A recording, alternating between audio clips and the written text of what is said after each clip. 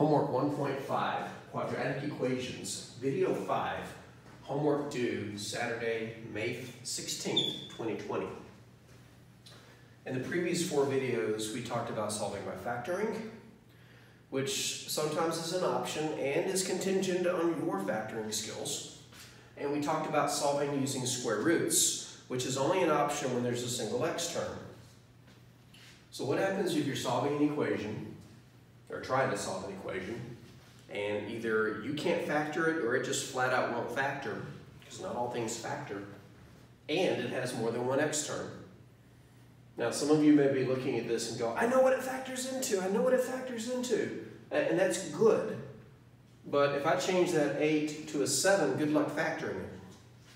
But I want to set up something that's going to behave first, and then we'll take a look at some problems that misbehave. So we're going to solve x squared plus 6x plus 8. Now we're going to use a technique called completing the square. Now I hate giving it away and telling you that we're going to do a technique called completing the square, because I would like for the development of this to be intuitive and natural. So here's what I mean by that. Let's say that for whatever reason you don't want to factor this. Maybe it won't factor because it's prime, or you're just not good at factoring.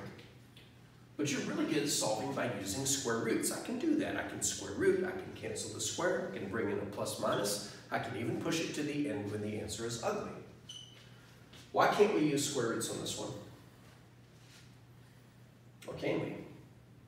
Well, who has the square? That guy. If I try to solve this using square roots, I would have to move both of these terms to the right side and then square root both sides, which would kill the square but trap these guys under the square root. You know, at some point you think I'd get rid of this 0.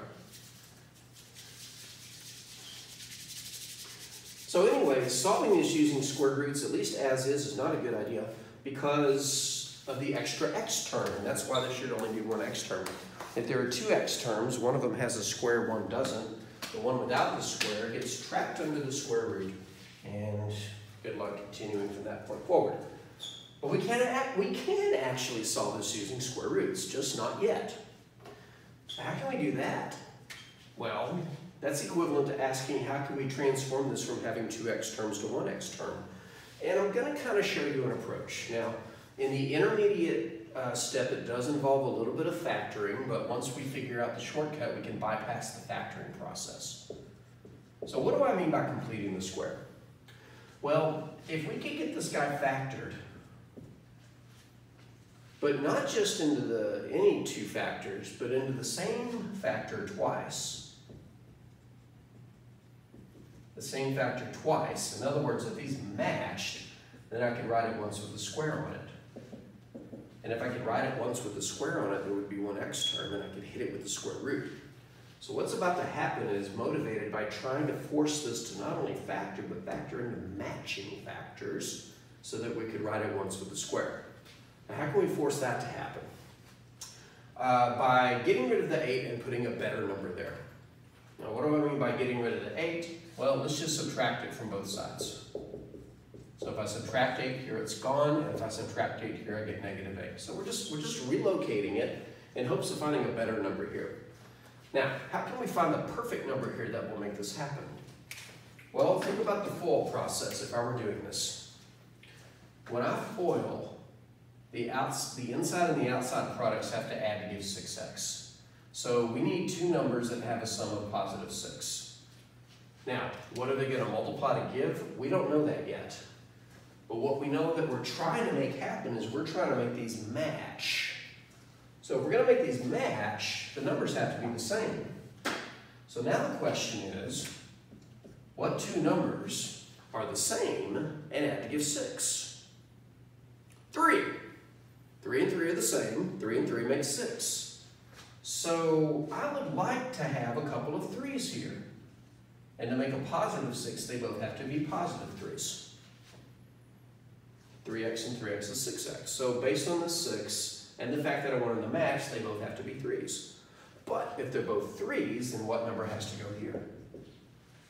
Well, the last part of FOIL gives us the number there, which means the number that would have to be here is a 9. So let me retrace those steps again. I can move the 8, but I'm stuck with the 6x. I want these to match. So these two numbers have to be the same and add to give 6. We'll cut 6 in half and you get 3. But if I put two 3's here, in order to get matching numbers to make 6, they would have to multiply to give 9. So the number I need here is 9. But here's the problem. You can't just walk up and add 9 on the left side of an equation. You can't just walk up and do this unless, you know this rule, whatever you do on the left side, you gotta do on the right side. So if I move the 8 and replace it with a 9 by adding 9 on both sides, watch what happens. This does factor into this. Over here, these combine to give 1. But because these match, I can write it as x plus 3 squared equals 1, and suddenly I've gone from 2x terms to 1x term. So what's the benefit in that? The benefit in going from 2x terms to 1x term is I can now solve using square roots. So let's use square roots. Square root the left, square root the right, cancel the square. Don't forget the plus minus. Square root of 1 is 1. Move the 3 over, and we get x equals negative 3 plus or minus 1. Oh, remember what I said at the end of the last video? If this is going to change when you move this over with it, you need to split it. If you don't split it, that's okay, but it's considered unfinished to leave like terms uncombined. So I guess the moral of the story about splitting the plus minus is you really don't have to at the beginning. But at the end, if you have uncombined like terms, now's the time to split. So negative 3 plus 1 and negative 3 minus 1 are my two answers. Negative 3 plus 1 is negative 2. Negative 3 minus 1 is negative 4, and it's over. Now, I know I said this doesn't involve factoring, which at the beginning it does, because we were trying to force it to factor a certain way. But really, if we can just get from here to here, by figuring out the right number, then the factoring just doesn't even become an issue. So now it boils down to, how do you get the right number? Now remember, that right number was based on this 6. So how did the 6 become this 3, or equivalently, how did the 6 become the 9? Well, the 6 to the 3 was easy, we cut it in half. But how do you go from the 6 to the 9? Cut it in half, and then square it. I'm going to go ahead and pause this video or stop this video, and in the next video I'm going to make this a little bit more rigorous. Here's how to get from the beginning to the end, how to determine what to add, how to know what's going to show up here, and then you finish it solving using square roots.